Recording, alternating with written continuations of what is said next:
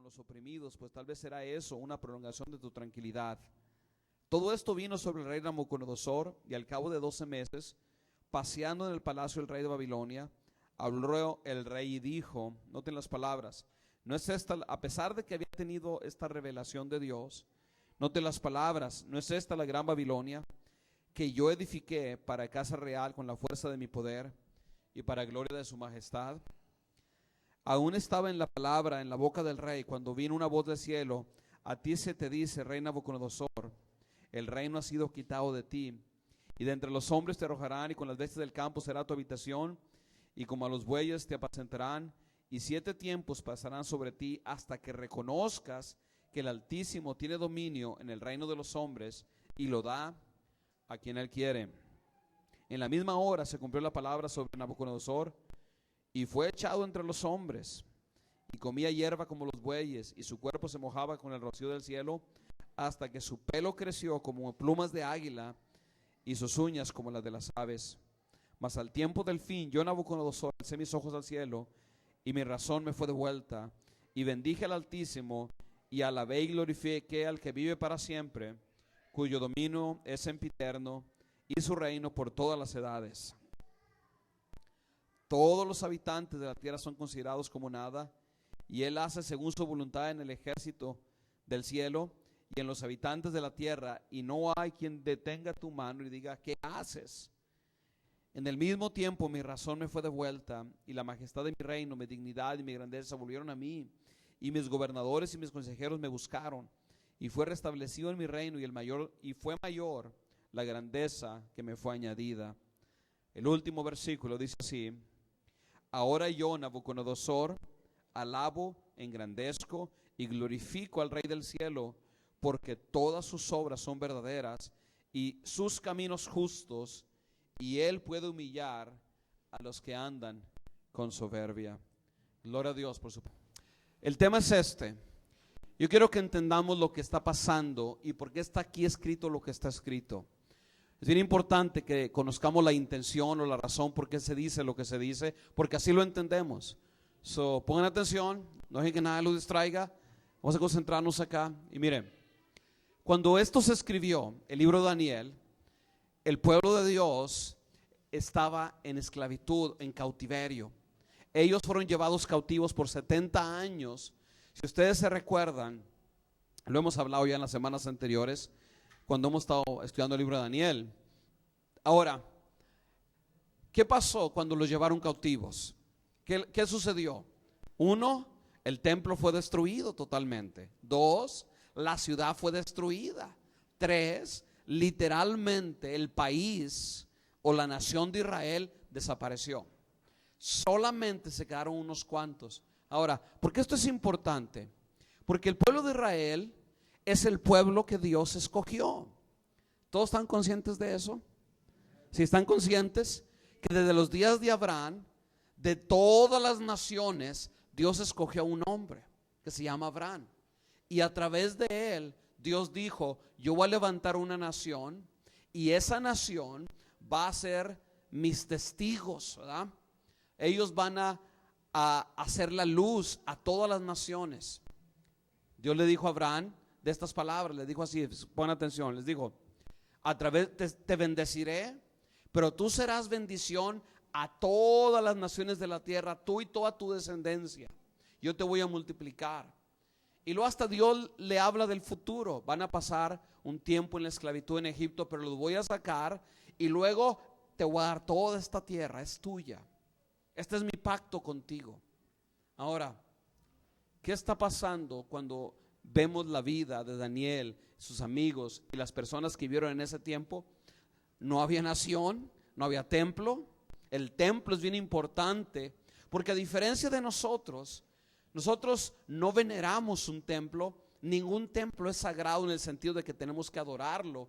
Tenemos que respetar y cuidar porque es algo que Dios nos ha dado y lo hemos escogido Dios nos ha dado el privilegio de reunirnos en un lugar para adorarles. En ese sentido, ¿verdad? Debemos de respetar lo que representa el templo donde nos reunimos, pero no lo veneramos, no lo adoramos.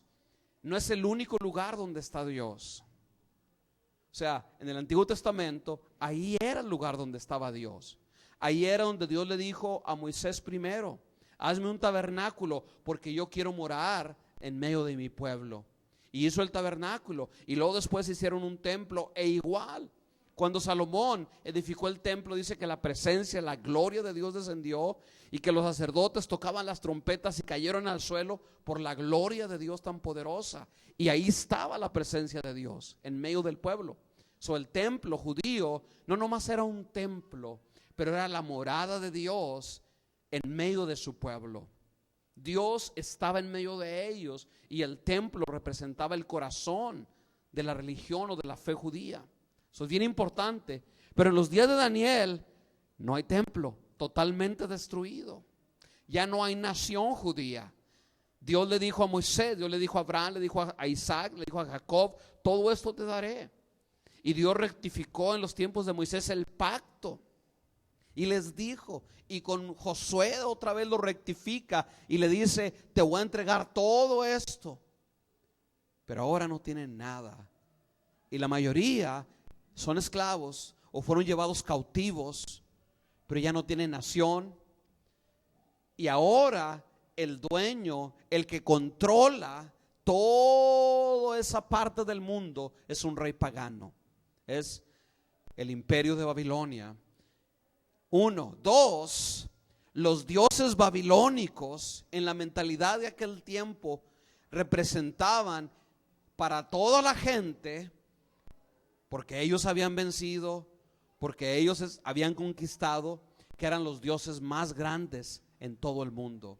Esa era la mentalidad de aquel tiempo, ¿sí me entiende? No estoy diciendo que esa es la verdad, pero eso es lo que la gente creía. Y los judíos se están haciendo muchas preguntas. Muchas. ¿Qué preguntas se estaban haciéndose los judíos? Fíjense bien, pongan atención. Número 1, ¿dónde están las promesas de Dios? ¿Dónde está Dios? Porque no hay templo ya donde podamos ir a encontrarnos con Él. ¿Dónde está la nación? Que Dios dijo que iba a ser de nosotros una gran nación. Si Dios es tan grande y poderoso, ¿por qué los dioses babilónicos son ahora los que todo mundo adora y no a Jehová? Dios llevó a Daniel a escribir este libro, y especialmente el capítulo 4 responde estas preguntas. Ahora ustedes pueden pensar, y a nosotros que nos interesa lo que pasó hace 2700 años atrás. Todo esto pasó 700 años atrás, antes de que Cristo viniera. Y si añadimos 2000 años desde que Cristo vino, estamos hablando de 2700 años de historia. Déjalos ahí, yo enfrente. 2700 años de historia. Okay. Es bien importante que mucha de la gente dice: ¿para qué estudiar esto? Bueno, le voy a decir por qué. Porque al igual que los judíos, al igual que el pueblo de Dios, número 1, nosotros la iglesia somos el nuevo pueblo de Dios, ¿sí o no? A ver, como que no sabían, pero deben de estar convencidos de esto. Dios, aunque no ha desechado o rechazado o despreciado totalmente al pueblo de Dios, el pueblo de Dios ahora, la nación santa, el pueblo escogido, el real sacerdocio, ya no son los judíos. ¿Quiénes son ahora ese pueblo? Nosotros somos el pueblo de Dios. Somos el pueblo de Dios. Y como escuchamos el domingo pasado, Dios nos ha dado las promesas de Abraham a nosotros. Y son promesas de prosperidad, de bendición. Dios dijo, comparó a su reino, porque nosotros somos parte del reino de Dios que se está estableciendo aquí en la tierra, a una semilla como de mostaza. Dice que se siembra y es la más pequeña de las semillas, pero cuando da fruto llega a crecer tanto que todas las aves de los cielos, y ahorita lo van a entender eso más, se cobijan bajo su sombra, ¿verdad? En otras palabras, que el reino de Dios llegará un día que se expandirá tanto en la tierra que todas las naciones quedarán bajo su autoridad y su dominio. Pero bueno, no voy a hablar mucho de eso en esta tarde, pero estoy diciéndoles todo esto porque yo quiero que entendamos lo que está pasando acá en la Biblia. Y lo que está pasando es esto. Y desde ahorita quiero como que entendamos el propósito de este capítulo. El propósito es este: que no importan las circunstancias que nosotros, el pueblo de Dios, o personalmente estemos pasando, Dios todavía está en control. Esa es la lección. Dios nunca deja de estar en control de todas las cosas. Él siempre tiene todo en sus manos y no hay cosa que ocurra que a Dios se le haya escapado, y que al final Él es fiel y cumplirá todas sus promesas. Ese es el mensaje del capítulo 4. Vamos a entender los detalles ahora más claramente. Dice la palabra del Señor del versículo 1 al versículo 7 que Dios le dio al rey Nabucodonosor un sueño. Fue Dios. Dios puso una inquietud. Y cuando Dios nos quiere hablar, Él hace lo mismo con nosotros.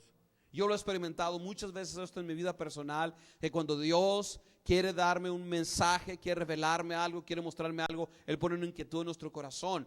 Y al igual dice la palabra del Señor, Nabucodonosor, dice el versículo 1, rey a todos los pueblos, naciones y lenguas que van en la tierra, paz o sean multiplicadas. Versículo número 2, conviene que yo declare las señales y milagros que el Dios Altísimo ha hecho conmigo. Este es el testimonio de Nabucodonosor. Ahora, ¿qué le pasó a Nabucodonosor? Versículo número 4 dice: yo, Nabucodonosor, estaba tranquilo en mi casa y floreciente en mi palacio.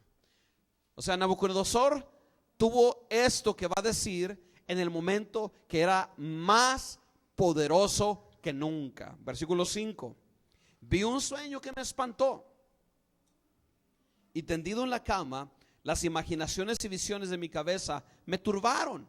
Tuvo sueños, tuvo pensamientos, tuvo visiones.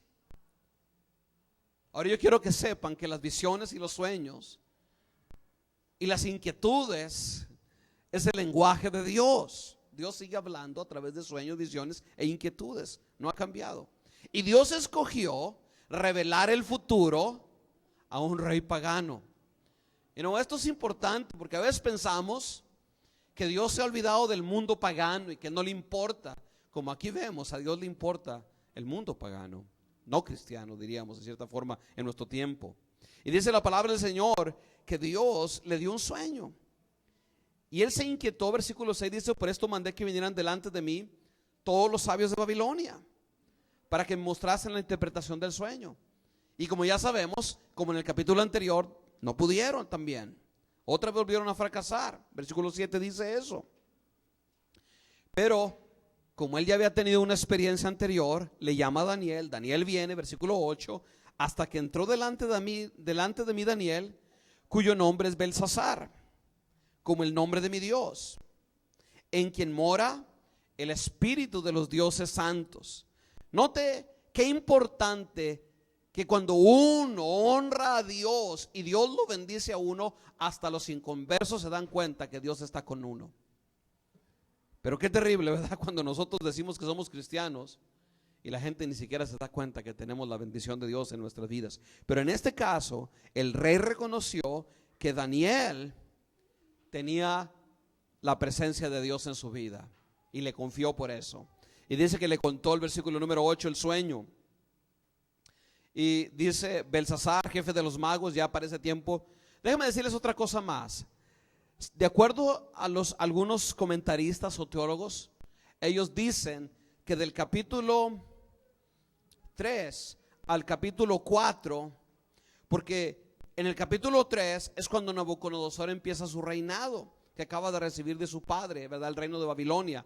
Pero para el capítulo 4, algunos comentaristas, la mayoría dice que habían pasado como aproximadamente de 25 a 30 años ya entre este capítulo y el otro capítulo, porque dice que en lo más alto de su reinado, y más o menos fue como, de acuerdo a la historia y a la arqueología, como 30 años después de que él comenzó su reinado. Daniel para este tiempo no solamente era uno de sus consejeros más cercanos, pero aquí lo vemos que para este tiempo tenía como entre 45 a 50 años. Ahora es llamado el jefe de todos los sabios y consejeros del rey. Dios lo había llevado a esa posición. Y por supuesto ya no era un joven de 20 años o de 16 años o de 14 cuando llegó a Babilonia. Ahora era un hombre como de 45 a 50 años de edad. Y Dios le confía. Fíjese, Dios le confía su unción, su bendición. Y mire lo que dice la palabra del Señor, versículo 9. Belsasar, jefe de los magos, ya que he entendido que hay en ti un espíritu de los dioses santos y que ninguno de los misterios se te esconde, declárame las visiones de mi sueño que he visto y su interpretación. Estas fueron las visiones de mi cabeza mientras estaba en mi cama. Me parecía ver en medio de la tierra, y le empieza a contar. Vamos a ver, aquí está el sueño. Dice, de la tierra un árbol cuya altura es grande, y le empieza a contar todo el sueño. Ok, sigamos. 11. Crecía este árbol y se hacía fuerte, su copa llegaba hasta el cielo y se le alcanzaba a ver desde todos los confines de la tierra, y su follaje era hermoso y su fruto abundante, y había en él alimento para todos. Debajo de él se ponían a la sombra las bestias del campo, y sus ramas hacían morar a las aves del cielo, y se mantenían de él toda carne. Aquí está describiendo en esta parte, está contándonos cómo era este árbol, lo está describiendo, y ahorita vamos a entender qué es. Más adelante Daniel lo interpreta. Y dice la palabra del Señor, versículo 13, y vi en las visiones de mi cabeza, el rey le está diciendo, mientras estaba en mi cama, he aquí un vigilante y santo descendía del cielo. Este nombre, vigilantes y santos, se les da en el Antiguo Testamento a los ángeles de Dios. Eso está hablando de un ángel. Dice que un ángel descendió del cielo. Versículo 14. Y yo quiero que noten cómo se parece a Apocalipsis, el libro de Daniel. Es muy similar en los símbolos y en lo que los ángeles hacen. Porque así como en el libro de Apocalipsis, en el libro de Daniel, los ángeles son los que proclaman el juicio de Dios sobre la tierra. En este caso, un ángel viene y proclama el juicio de Dios sobre Nabucodonosor. Y dice la palabra del Señor, y clamaba fuertemente y decía así: derribar el árbol y cortar sus ramas, quitarle el follaje y dispersar su fruto. Váyanse las bestias que están debajo de él y las aves de sus ramas, mas la cepa o el tronco de sus raíces, ¿sí me entienden? Una pequeña parte del tronco, nomás en cuanto se veía de la tierra, es la cepa, con atadura de hierro y de bronce entre las hierbas del campo, se ha mojado con el rocío del cielo, y con las bestias sea su parte entre las hierbas de la tierra. Lo voy a leer de la Nueva Versión Internacional. Dice: deja que su mente humana se trastorne y se vuelva como la de un animal hasta que hayan transcurrido 7 tiempos. Tiempos representan años, o sea, 7 años. Versículo 17. La sentencia es por decreto de los vigilantes o de los ángeles de Dios. La Nueva Versión Internacional dice: los santos mensajeros han anunciado la decisión, es decir, el veredicto, para que todos los vivientes reconozcan que el Dios Altísimo es el soberano de todos los reinos humanos, y que se los entrega a quien Él quiere, y hasta pone sobre ellos al más humilde de los hombres. Y dice: yo, Nabucodonosor, tuve este sueño. Ahora tú, Belsasar, se lo platica. Le dije: mira, esto fue lo que soñé, estas son las palabras. Dice: dime qué es lo que significa, ya que ninguno de los sabios de mi reino me lo pudo interpretar, pero tú sí puedes hacerlo, porque en ti reposa el santo de los dioses. Nuevamente le está contando lo que soñó, le está platicando en detalle. Ahora, a diferencia del capítulo 4, en el capítulo 4 les dice: tuve un sueño, pero no me acuerdo. Aquí sí se acuerda de todos los detalles, y se lo está contando. Y dice la palabra del Señor en el versículo 19, que Daniel, conocido como el zar, se quedó desconcertado, no podía hablar, porque él entendía el significado. ¿Sí me entienden? Él sí sabía lo que esto representaba, lo que esto significaba, y le dio temor. Declararle al rey, imagínense, este es el rey Nabucodonosor, el hombre más importante de toda la tierra. En su mano estaba la vida o la muerte de cualquier persona en el momento que él quisiera, y nadie se podía oponer. Y de pronto le dice: interprétamelo. Y la interpretación es: tú te vas a volver como una bestia y te vas a volver loco, y te va a crecer la barba y las uñas y vas a andar entre los animales. Y él dice: pues ¿cómo se lo digo para no ofenderlo, verdad? ¿Cómo se lo digo con tal de que no me pase nada? Pero Nabucodonosor siente esa inseguridad de Daniel y le dice, por eso el rey le dijo: Belsasar, no te dejes alarmar por este sueño y su significado. En otras palabras, yo estoy dispuesto a escuchar lo que sea, Lo que quiero es entender la verdad. Dime la verdad. Como a veces la gente de veras necesita que nosotros les hablemos la verdad, les comuniquemos lo que dice la palabra del Señor. Yo creo que la verdad nos liberta, ¿verdad? Y el rey entendió, no quiero que me des palabras bonitas, dime la verdad. Y fíjense bien, él empieza a decir, el versículo número 19 dice: Belsasar respondió y dijo: Señor mío, el sueño sea para tus enemigos y su interpretación para los que quieren tu mal. Le empieza a decir: el árbol que viste, que crecía y se hacía fuerte y cuya copa llegaba hasta el cielo y que se veía desde todos los confines de la tierra, cuyo follaje es hermoso, su fruto abundante, y que había alimentos para todos, debajo del cual moraban las bestias del campo y en cuyas ramas anidaban las aves del cielo. Tú mismo eres, oh rey, que creciste y te hiciste fuerte, pues creció tu grandeza y has llegado hasta el cielo, y tu dominio hasta los confines de la tierra. Nuevamente empieza a interpretarlo y le dice: ese árbol que tú viste y que te inquietó tanto y se te hizo tan hermoso y tan grande y tan tremendo, eres tú, tu reino. Eres tú, le está diciendo. Dios te entregó a ti eso. Dios te llamó para que fueras el rey de toda esta parte del mundo conocido. Y luego Dios dice el propósito por qué se lo permitió. Dice en el versículo 21, dice así: para que haya alimento para todos, debajo del cual moran las bestias del campo y en cuyas ramas anidaban las aves del cielo. Dios le permitió a Nabucodonosor levantar su reino, su gran reino, para que fuera un lugar de prosperidad, de bendición, donde la gente pudiera tener todo lo necesario. Y déjenme decirles una cosa, que los árboles en la Biblia siempre representan reinos, naciones. Por ejemplo, en el Nuevo Testamento la palabra de Dios dice que nosotros sabemos que la venida de Cristo está cerca si observamos la higuera, cómo da su fruto. Y cuando veáis que las ramas están brotando, sabéis que el tiempo está cerca. Y esa higuera representa la nación de Israel, ¿verdad? Como hace 62 años, el 25 de abril hace 2 domingos, ellos celebraron su independencia, o el nacimiento o el renacimiento de la nación otra vez. Y eso significa que en una generación Cristo, de acuerdo a las profecías, debe de venir. También en la Biblia habla que el reino de Dios, un día Jesús, nuestro Mesías, Jesucristo, va a regresar y establecer también su reino aquí en la tierra. Hay un versículo donde habla del reino de Dios, Mateo 13, búsquenlo junto conmigo para que podamos ver. Mateo 13, por favor.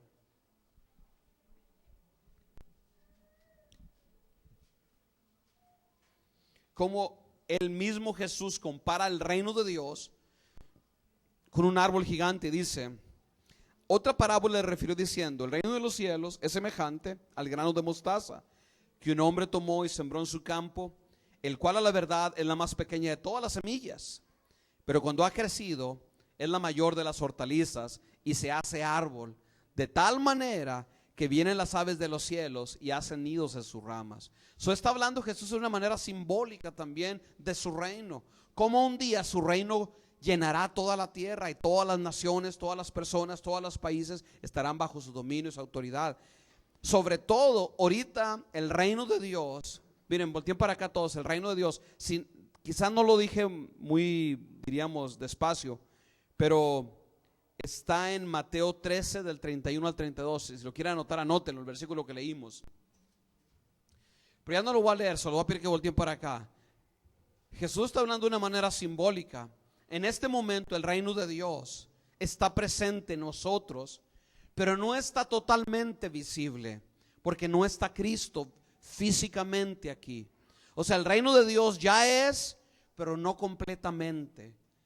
El reino de Dios, o esta profecía que estamos leyendo, de que llenará toda la tierra, se cumplirá en la segunda venida de Cristo, cuando Él venga junto con los que nos hemos ido en el rapto. 7 años antes Jesús nos lleva, ¿verdad?, en el rapto, arrebatamiento. Estamos 7 años con Él y luego Él regresa al final de la gran tribulación, apresa a la bestia y al anticristo, y luego Él establece su reino aquí en la tierra, físicamente. Físicamente Jesús tendrá su reino en Jerusalén. Ahí será, después de su segunda venida, la capital mundial de todo el mundo. Todas las naciones, Estados Unidos y las naciones que existan en aquel tiempo, las que sean destruidas, no. Porque dice la palabra del Señor que cuando Jesús venga, separará las naciones así como de los cabritos de las ovejas, ¿verdad? Algunas naciones serán destruidas y otras no. Y no vamos a entrar mucho en detalle porque quizás otro día hablamos más sobre eso. Pero una vez que Él haga eso, haga el juicio de las naciones, establece su reino, se sienta a reinar por 1000 años sobre la tierra. El milenio se conoce ese tiempo. Y nosotros, juntamente con Cristo, reinaremos aquí en la tierra por 1000 años, juntamente con Jesús. De eso es lo que está hablando esta parábola que estamos leyendo. El gran árbol del reino de Dios. El reino de Dios físicamente, completamente. Ahorita, en un sentido, el reino de Dios es espiritual. Es real porque nos ha cambiado, amén. Porque Él reina en nosotros, amén, es real. O sea, no es espiritual en el sentido de que no se ve, no se siente, no se experimenta. Es en el sentido de que ahorita no es visible, pero sí afecta nuestras vidas. Jesús reina en nuestros corazones, amén. Somos parte del reino de Dios. Si yo estoy sometido al señorío de Cristo, soy parte del reino de Dios. Si yo estoy en rebeldía a Cristo, no soy parte del reino de Dios. Pero un día, físicamente, estaremos reinando. Algunos de nosotros seremos sacerdotes, otros funcionaremos como reyes o gobernadores sobre las naciones. Eso es lo que dice la palabra de Dios. De eso está hablando el gran árbol de Dios, del reino de Dios. Es que en el tiempo del milenio, las naciones estarán bajo la autoridad y el gobierno del reino de Cristo aquí en la tierra, que será por 1000 años. Y los que nos fuimos con Cristo en el rapto, reinaremos juntamente con Él aquí en la tierra por 1000 años como reyes o sacerdotes. Y bueno, después un día vamos a quizás estudiar el libro de Apocalipsis y explicar un poco más. Pero no más que entiendan cómo muchos de los pasajes de la Biblia, sobre todo cuando Jesús habla de profecía, si entendemos el libro de Daniel, entendemos las profecías de Cristo, porque Cristo usa mucho el lenguaje que usó Daniel. Se parece. El libro de Apocalipsis es igual también. Los simbolismos o los significados son muy similares. Eso es importante, por eso entender el libro de Daniel, para entender las profecías de Cristo y entender las profecías del libro de Apocalipsis. Bueno, ya hemos entendido un poco acerca de eso. Y dice la palabra del Señor, sigamos leyendo pues, en otras palabras. Dice la palabra que tú eres ese rey. Y dice, tú mismo eres, oh rey, que creciste y te hiciste fuerte, pues creció tu dominio, tu grandeza, y hasta llegar al cielo, y tu dominio hasta los confines de la tierra. Versículo 23, o sea, ya sabemos quién representa el árbol, pero vamos a lo que dice el versículo 23. En cuanto a lo que vio el rey, un vigilante y santo que descendía del cielo y decía, cortar el árbol y destruirlo, mas la cepa de su raíz dejaréis en la tierra, con atadura de hierro y de bronce en la hierba del campo. El hierro y el bronce son el juicio de Dios. Y se ha mojado con el rocío del cielo, y con las bestias del campo sea su parte, hasta que pasen sobre él 7 tiempos. Ahora, este vigilante que dice el versículo 23, dice, un vigilante y santo se refiere a los ángeles de Dios. La Biblia en el Antiguo Testamento principalmente a los ángeles les llama vigilantes. Y también les llama los ángeles. Déjenme decirles un poco sobre el mundo espiritual.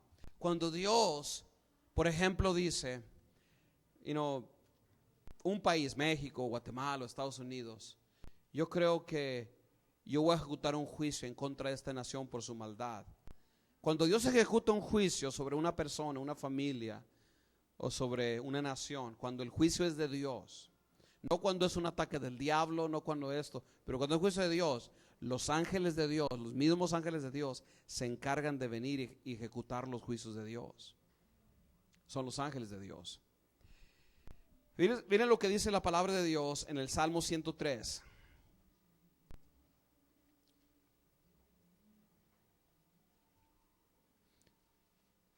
Saben que no sé si ustedes se dieron cuenta, pero hace tiempo nosotros pusimos cuando hubo el terremoto en Chile. Hace poco hubo un terremoto, como ustedes se dieron cuenta. Y meses antes nosotros pusimos en Facebook un video de un pastor africano que estaba predicando en Chile.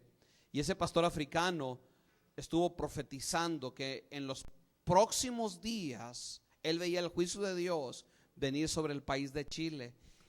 Y él empezó a decir, y yo vi que las aguas del mar se metieron a la tierra y se comían a la gente. Así estaba profetizando. Es un pastor africano que lo habían invitado a predicar en Chile. Y mientras que está predicando, de pronto empieza a profetizar y le dice: arrepiéntanse. Ahora, o sea, lo que él está hablando era el juicio de Dios sobre ese país. Yo no conozco mucho del país de Chile, eso no puedo opinar, porque es que si es cierto que Dios trajo un juicio, ¿por qué lo hizo? Pero si Dios lo hizo, de seguro que todo esto que pasó fue un ángel de Dios trayendo el juicio de Dios. Miren lo que dice el Salmo 103 cuando describe el ministerio de los ángeles. Dice: bendecid a Jehová vosotros sus ángeles. Y les dice: poderosos en fortaleza. Note cómo son los ángeles. Los ángeles de Dios son poderosos. No son tan poderosos como Dios, pero son más poderosos que los seres humanos. Poderosos en fortaleza. Que dice el versículo 103, que ejecutan. Son los que se encargan de enforzar los decretos y los juicios de Dios. Que ejecutan su palabra y obedecen la voz de sus mandamientos. Bendecid a Jehová, vosotros todos sus ejércitos, ministros suyos, que hacéis su voluntad. Y específicamente se refiere el versículo 21, en el Antiguo Testamento le llama al ejército de Dios o los ministros de Dios a los ángeles de Dios. De hecho, en el Antiguo Testamento Dios es conocido como Jehová de los ejércitos. ¿Y de cuáles ejércitos está hablando? De sus ángeles, que pelean, que ejecutan. Cuando se refiere aquí de ese ángel que trae el juicio, de ese vigilante, se refiere a un ángel de Dios que venía a traer el juicio sobre el rey. Dice el versículo 24: esta es la interpretación, oh rey, la sentencia del Altísimo que ha venido sobre mi señor el rey. O sea, Dios ha decretado juicio sobre ti. Y ahorita vamos a ver por qué. Vamos a ver por qué razón. 25: te echarán de entre los hombres, y con las bestias del campo será tu morada, y con la hierba del campo te apacentarán como a los bueyes, y con el rocío del cielo serás bañado. Y 7 tiempos pasarán sobre ti, o 7 años, hasta que conozcas que el Altísimo tiene dominio en el reino de los hombres, y que lo da a quien Él quiere. Ese es el corazón, ese versículo de todo el capítulo. Ese es el propósito, la razón por la cual escribió todo lo que está escribiendo este capítulo. Miren, bien importante, algo bien importante. Dios es conocido en con muchos nombres. A veces, por ejemplo, hay ciertas sectas como los testigos de Jehová, por ejemplo, que ellos se aferran a que, Dios solamente es Jehová. Hay otras que, solo Jesús. Y todas están equivocadas, realmente están equivocadas todas. Porque realmente Dios tiene muchos nombres y cada nombre refleja un aspecto de quién es Dios. Por ejemplo, cuando los autores querían decir que Dios es un Dios que sana, se dirigían a Él y le decían Jehová Rafa, o sea, Dios es el que nos sana. Si querían decir otro nombre, por ejemplo, Dios es el que nos suple todo lo que nosotros tenemos, le decían el Shaddai, el que nos sustenta, el que nos alimenta, es Dios. Hay muchos nombres, el Elohim, Adonai. Y ahí están en el Antiguo Testamento. Pero es importante entender que aquí en el libro de Daniel a Dios se le llama el Altísimo. ¿Por qué razón? Por esta razón. Porque en aquel tiempo, cuando una nación peleaba y ganaba, ellos no decían, yo gané. Ellos decían, nuestros dioses ganaron. Ahora, pensemos en los judíos. Fueron derrotados, fueron aniquilados, fueron destruidos. Y en la mentalidad del pueblo de Dios es, ¿Dios será Dios? ¿O serán los dioses babilónicos los verdaderos dioses? Porque mira cómo estamos.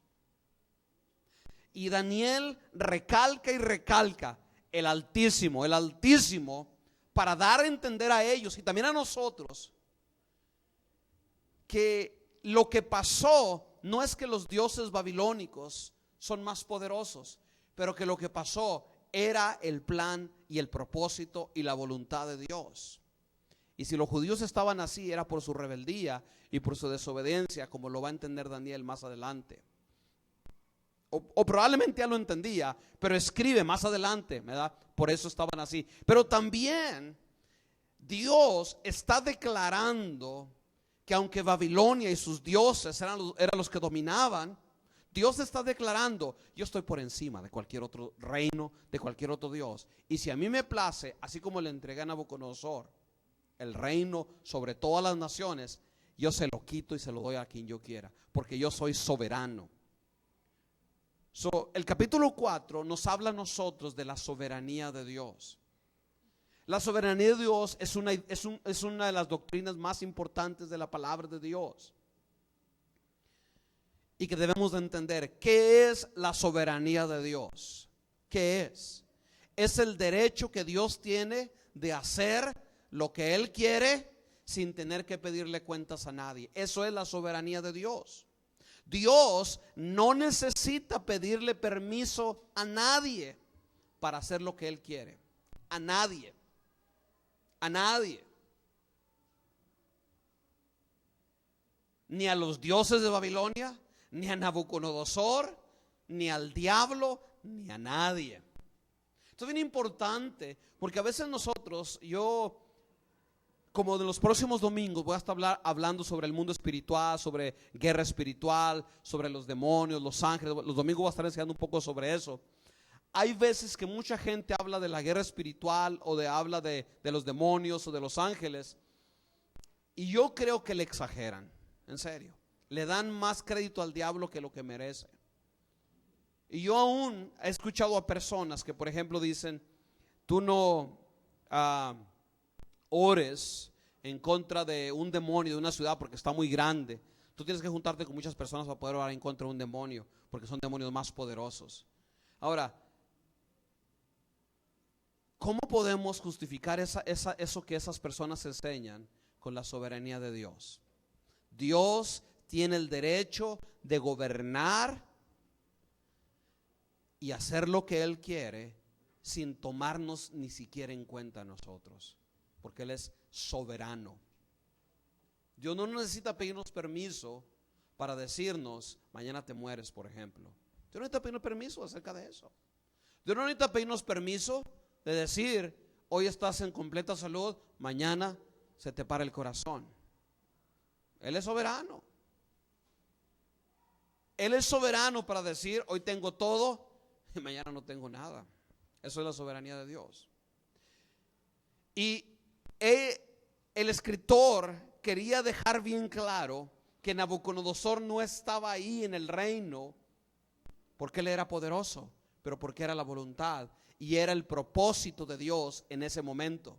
Tenía dos propósitos, porque Dios levantó a Nabucodonosor: uno, para traer juicio a su pueblo, porque su pueblo fue rebelde; dos, para que fuera de bendición a las naciones y para que él reconociera a Dios y exaltara a Dios, como en este momento estamos viendo que empieza a conocer a Dios.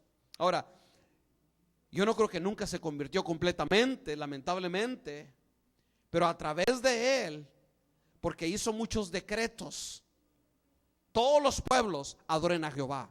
Si leemos el libro de Daniel, Dios lo usó para que la gente se diera cuenta que había un Dios que le llamaban el Altísimo, Dios sobre todos los dioses. Ahora, nosotros tenemos que creer en eso. Tenemos que tener nuestra convicción que nosotros creemos en el Altísimo, en el Dios Todopoderoso. ¿Qué significa en términos de nuestra vida diaria?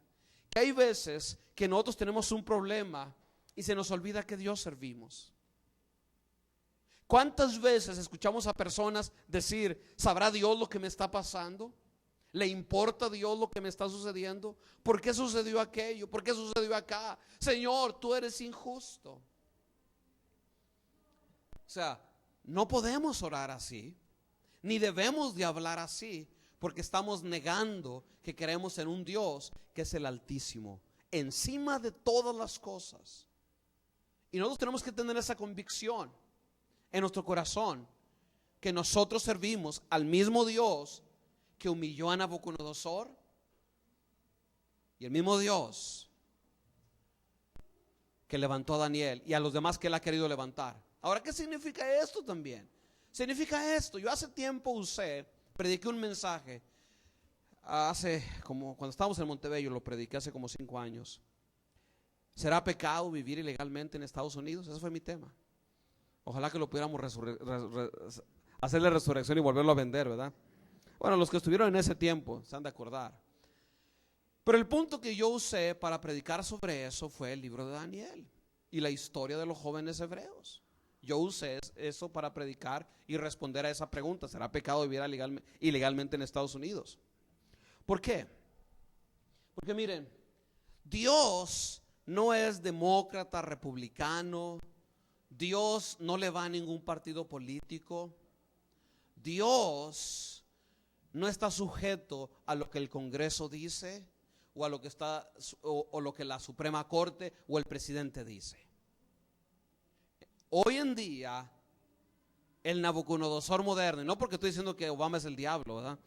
Pero en el sentido de que la nación más poderosa del mundo, yo no creo que quiero decirlo bien claro, Obama no es el anticristo, porque hay gente que anda predicando eso. Ok, estaré en contra de mucho de lo que él hace, pero no es el anticristo. Pero el punto es este: hoy en día la nación más poderosa del mundo, ¿cuál es? Guatemala.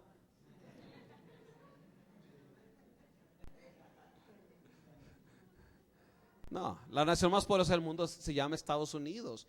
Y las decisiones de un hombre que afectan todo el mundo se llaman el presidente de Estados Unidos. El presidente de Estados Unidos. Él tiene el privilegio, literalmente, ¿verdad?, de tener una influencia sobre todas las naciones del mundo. Él es. Esta es la nación más poderosa del mundo. ¿Dónde está Dios en medio de nuestros tiempos? ¿Dónde está Dios? Por ejemplo, nosotros podemos decir, si somos cristianos y quizás no tenemos residencia en este país y nos andan persiguiendo, ¿dónde está Dios cuando en este país, en este momento, ¿verdad? Bueno, al menos en los años anteriores, más de 500,000 de niños eran abortados al año? ¿Dónde está Dios? ¿Qué piensa Dios de las leyes en contra de los emigrantes? No qué dice el Congreso, qué dicen los políticos. Yo estoy registrado en un partido político y voto cada vez que hay que votar, pero yo soy profeta, yo no soy político. O sea, no tengo un ministerio profético en el sentido de que Dios me llamó a ser profeta. Yo soy pastor, pero mi voz es profética, no para alinearme con los partidos, pero ¿qué dice Dios? Lo que nos importa a nosotros, ¿qué dice el reino de Dios en este tiempo? Ahora, si yo creo que esta nación cada vez está más perdida y la gente se aparta más de Dios, les voy a decir una cosa que yo estoy convencido. Y es más, ahora voy a hablar proféticamente, que Dios está usando, pero aún va a usar mucho más a los hispanos para traer avivamiento espiritual, restauración espiritual a este país. No importa que digan las leyes de migración. porque Dios es soberano. Daniel era un esclavo, su país destruido, se lo trajeron a fuerzas, probablemente sus padres lo mataron, pero en medio del imperio mundial de aquel tiempo, Dios lo levanta y lo usa para traer su palabra. A veces nosotros tenemos una vista muy corta y lo único que pensamos es: voy a juntar $5,000, voy a comprar un carro con una troca con ruedas grandotas y voy a llegar a mi pueblo para que todos piensen que soy la última Coca-Cola del desierto.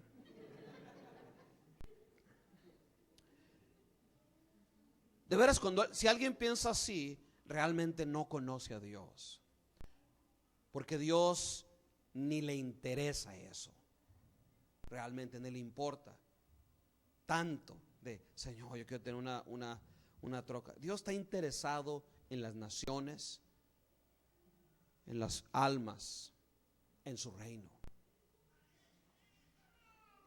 Pero tenemos que tener una visión del mundo, de la vida, como Dios la ve. Daniel lo tenía, Nabucodonosor no, pero Dios se encargó de abrir los ojos a través de la experiencia que él está teniendo. Y a veces que nosotros, en medio de nuestras dificultades, descubrimos quién es Dios verdaderamente y sus propósitos, no nuestros propósitos chiquitos, insignificantes, pero los propósitos de Dios.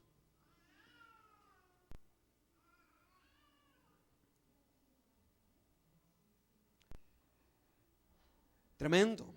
Realmente este capítulo para mí es un capítulo sumamente importante. El Altísimo tiene dominio en el reino de los hombres y que lo da a quien Él quiere.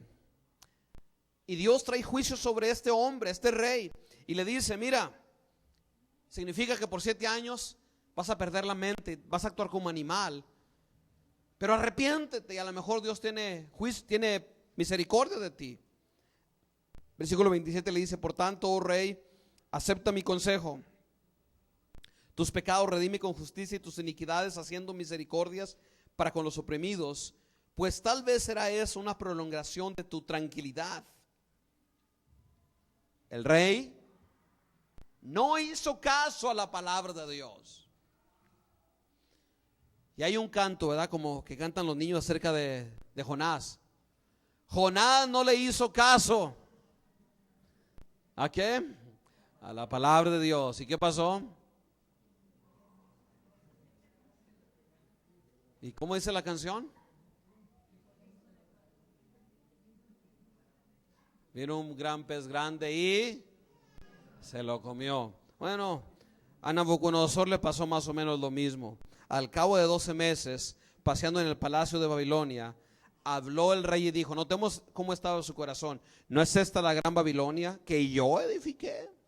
Acuérdense, 12 meses antes Dios viene y lo confronta: tú no eres nada, y si no te arrepientes se te va a quitar todo. Dale gloria a Dios, sé justo, no seas injusto con la gente, obra en justicia, obra con misericordia, y Dios quizás va a tener misericordia de ti. ¿Y qué hizo Nabucodonosor?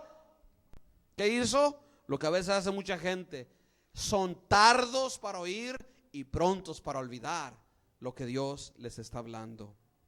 Habló el rey y dijo: ¿no es esta la gran Babilonia que yo edifiqué para casa real con la fuerza de mi poder y para gloria de mi majestad? Y aún estaba la palabra en la boca del rey cuando vino una voz del cielo: a ti se te dice, rey Nabucodonosor, el reino ha sido quitado de ti, y de entre los hombres te arrojarán, y con las bestias del campo será tu habitación, y como a los bueyes te apacentarán. Y 7 tiempos pasarán sobre ti hasta que reconozcas que el Altísimo tiene dominio en el reino de los hombres y lo da a quien Él quiere. Y en esa misma hora se cumplió la palabra sobre Nabucodonosor, y fue echado entre los hombres y comió hierba como los bueyes, y su cuerpo se mojaba con el rocío del cielo hasta que su pelo creció como plumas de águila y sus uñas como la de los aves. ¿Han visto los homeless aquí en el centro de Los Ángeles? Más o menos. Mas al fin del tiempo, o sea, cuando se cumplieron los 7 años, yo, Nabucodonosor, alcé mis ojos al cielo y mi razón me fue devuelta. Después de 7 años, levantó sus ojos al Altísimo y Dios le devuelve la mente. Y dice: y la majestad de mi reino, mi dignidad y mi grandeza volvieron a mí, y mis gobernadores y mis consejeros me buscaron, y fue restablecido en mi reino, y mayor grandeza me fue añadida. Estaba leyendo yo que hay un museo, no me recuerdo en qué parte, donde relata, porque Nabucodonosor no nomás está en la Biblia, Nabucodonosor existió. Fue una persona real, fue un rey real. Y hay récords arqueológicos en algunos museos. Y en un museo hay un récord, una inscripción donde él dice: por este tiempo no limpiamos los canales de riego, no llevé sacrificios a mis dioses y no me senté en la casa de mi reino. O sea, aún hay récords históricos de este juicio de Dios en la vida de este rey pagano. Pero miren el resultado del juicio de Dios y del arrepentimiento, de entender la lección, de entender lo que Dios está tratando con uno. Qué importante cuando Dios trata con nosotros, por la buena o por la mala, pero que entendamos lo que Dios quiere tratar con nosotros. Y dice: ahora yo, Nabucodonosor, alabo, engrandezco y glorifico al Rey del cielo.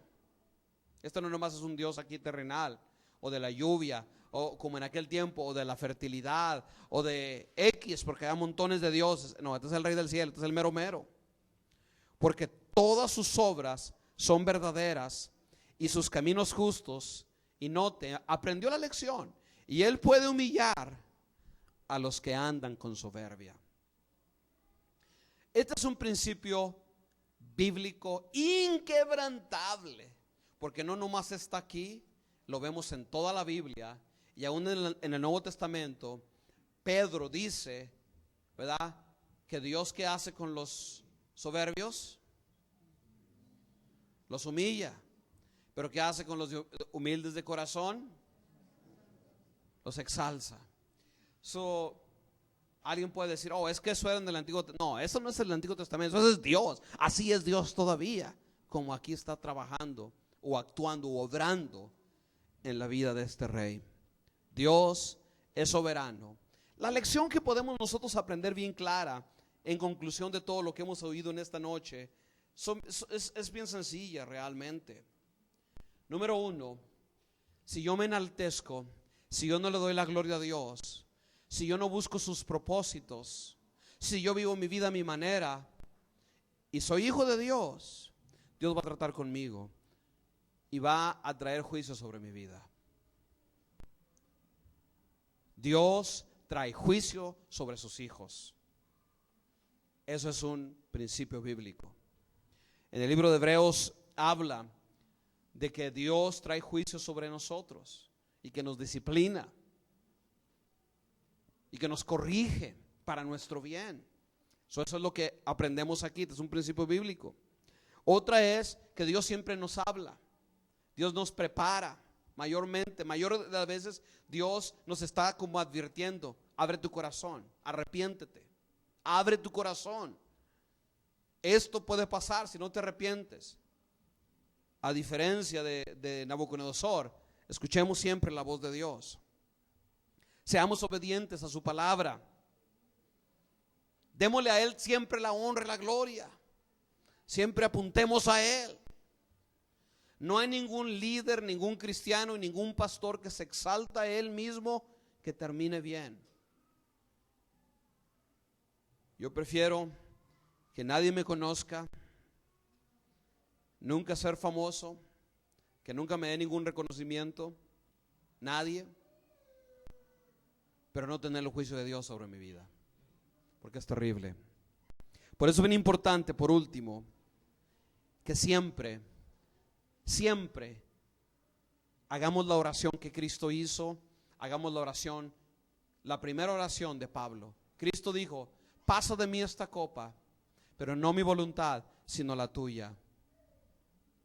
Pablo dijo de otra forma, pero dijo lo mismo. Él dijo: Señor, ¿qué quieres que haga? ¿Cuál es tu voluntad para mí? Yo me puedo salir en esta tarde y puedo decir: yo voy a hacer lo que yo quiero. Y Dios nos permite hasta cierto punto hacer lo que queramos. Pero si somos hijos de Él, tarde o temprano va a usar su cayado y su vara para devolvernos al redil. Esa es la lección de esta historia. La soberanía y el celo de Dios, porque Él quiere recibir toda la gloria. Vamos a pedirle a Dios que nos ayude, amén. Vamos a orar, pónganse de pie junto conmigo. Padre, te damos a ti la honra y la gloria, Señor, por tu palabra, Dios. Dígale al Señor en este momento: Señor, hoy entiendo lo que es tu soberanía, Señor, que tú eres soberano. Tú eres soberano, Señor Dios, y no hay nada que se escape de tus manos, Santo Dios. Tú eres soberano sobre toda la creación, sobre todo lo que existe, Dios. Para ti no existen las fronteras, ni en Tijuana, ni en Canadá, ni en nuestros países. Tú ves a un mundo perdido, Dios, y tú mueves los pueblos y las naciones a tu antojo, Señor. Y tú permites, Señor, que las fronteras sean cruzadas. Y tú permites que todo, Señor, se mueva, que se levanten naciones, que se caigan, con un propósito: que toda rodilla te conozca, que te alabe, que te sirva. Señor, ayúdanos a ver la vida como tú la ves, Señor. Dígamele al Señor en esta tarde: Señor, te damos gracias. Te damos gracias, Padre bueno. Te damos gracias, Señor maravilloso, por todo lo bueno y maravilloso que tú eres, Padre. Te doy a ti la honra, te doy a ti la gloria, la alabanza, la adoración, Santo Dios. Gracias, Señor, por esta oportunidad que tú nos das de exaltarte, de bendecirte. Gracias, Señor, por la oportunidad que tú nos das de amarte, Señor. Te damos a ti la honra, te damos a ti la gloria, la alabanza, Señor. Dígale gracias, Señor, por todo lo bueno, todo lo maravilloso, por todo lo que tú eres, Señor. Gracias, Padre bueno, por tu amor, tu misericordia, tu grandeza, Señor. Te damos a ti la honra, te damos a ti la gloria, Padre. Te damos a ti la alabanza. Dígale, Señor, en esta tarde: yo me someto a tu soberanía. Dígale, Señor, nosotros nos sometemos, Dios. Yo me someto a ti, Padre, en esta tarde con todo mi corazón, Señor. Démosle gracias. Dígale, Señor, te doy gracias porque todo está en tus manos, Señor. Tú tienes control. Tú eres dueño de todo, Señor. Para ti no hay límites. Para ti, Señor, no hay límites, Señor. Dígale, no hay límites. No hay límites. No hay límites. Señor, dígale, no hay límites, Señor. Te doy gracias, Padre, porque en esta tarde yo he entendido claramente, Dios, que mi vida está en tus manos, Señor. Gracias, Señor.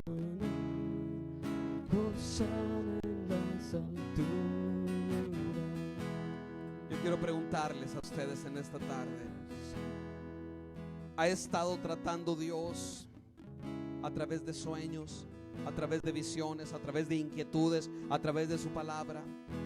¿Ha estado nuestro Dios hablándonos a nuestros corazones, a nuestras mentes, a nuestros pensamientos?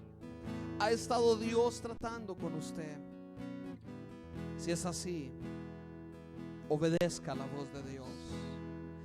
Haga lo que Dios le está pidiendo. Hágalo en el nombre de Cristo. Padre, yo te pido en este momento, Señor, que seamos obedientes a tu palabra, que seamos obedientes a tu voz, Señor. Haznos personas que te amamos, que te exaltamos, que te glorificamos, Señor. Haznos obedientes a ti, Dios, con todo nuestro corazón, con toda nuestra mente, con todo nuestro ser, Señor. Gracias, Padre bueno. Gracias, Señor, por darnos esta oportunidad de escuchar tu voz, Dios, de entender tu palabra, de entender tu propósito, Señor. En el nombre de Cristo, Padre. En el nombre de Cristo, Señor. Gracias. Vamos a dar un fuerte aplauso al Señor. Para con los oprimidos, pues tal vez será eso, una prolongación de tu tranquilidad. Todo esto vino sobre el rey Nabucodonosor, y al cabo de 12 meses, paseando en el palacio del rey de Babilonia, habló el rey y dijo, noten las palabras, no es esta, a pesar de que había tenido esta revelación de Dios, noten las palabras, no es esta la gran Babilonia que yo edifiqué para casa real con la fuerza de mi poder y para gloria de su majestad.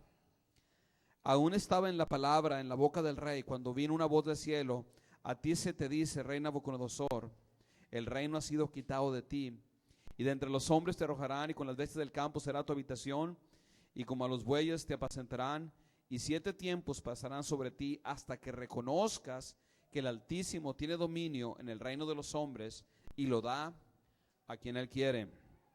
En la misma hora se cumplió la palabra sobre Nabucodonosor, y fue echado entre los hombres, y comía hierba como los bueyes, y su cuerpo se mojaba con el rocío del cielo, hasta que su pelo creció como plumas de águila, y sus uñas como las de las aves. Mas al tiempo del fin, yo Nabucodonosor alcé mis ojos al cielo, y mi razón me fue devuelta, y bendije al Altísimo, y alabé y glorifiqué al que vive para siempre, cuyo dominio es sempiterno, y su reino por todas las edades. Todos los habitantes de la tierra son considerados como nada, y él hace según su voluntad en el ejército del cielo y en los habitantes de la tierra, y no hay quien detenga tu mano y diga, ¿qué haces? En el mismo tiempo mi razón me fue devuelta, y la majestad de mi reino, mi dignidad y mi grandeza volvieron a mí, y mis gobernadores y mis consejeros me buscaron, y fue restablecido en mi reino, y fue mayor la grandeza que me fue añadida. El último versículo dice así: ahora yo, Nabucodonosor, alabo, engrandezco y glorifico al Rey del cielo, porque todas sus obras son verdaderas y sus caminos justos, y él puede humillar a los que andan con soberbia. Gloria a Dios por su... El tema es este. Yo quiero que entendamos lo que está pasando y por qué está aquí escrito lo que está escrito. Es bien importante que conozcamos la intención o la razón por qué se dice lo que se dice, porque así lo entendemos. Pongan atención, no dejen que nada los distraiga. Vamos a concentrarnos acá. Y miren, cuando esto se escribió, el libro de Daniel, el pueblo de Dios estaba en esclavitud, en cautiverio. Ellos fueron llevados cautivos por 70 años. Si ustedes se recuerdan, lo hemos hablado ya en las semanas anteriores, cuando hemos estado estudiando el libro de Daniel. Ahora, ¿qué pasó cuando los llevaron cautivos? ¿Qué sucedió? 1, el templo fue destruido totalmente. 2, la ciudad fue destruida. 3, literalmente el país o la nación de Israel desapareció. Solamente se quedaron unos cuantos. Ahora, ¿por qué esto es importante? Porque el pueblo de Israel es el pueblo que Dios escogió. ¿Todos están conscientes de eso? Si están conscientes que desde los días de Abraham, de todas las naciones, Dios escogió a un hombre que se llama Abraham, y a través de él Dios dijo: yo voy a levantar una nación, y esa nación va a ser mis testigos, ¿verdad? Ellos van a hacer la luz a todas las naciones. Dios le dijo a Abraham de estas palabras, le dijo así, pon atención, les dijo: a través te bendeciré, pero tú serás bendición a todas las naciones de la tierra, tú y toda tu descendencia. Yo te voy a multiplicar. Y luego hasta Dios le habla del futuro. Van a pasar un tiempo en la esclavitud en Egipto, pero los voy a sacar, y luego te voy a dar toda esta tierra, es tuya.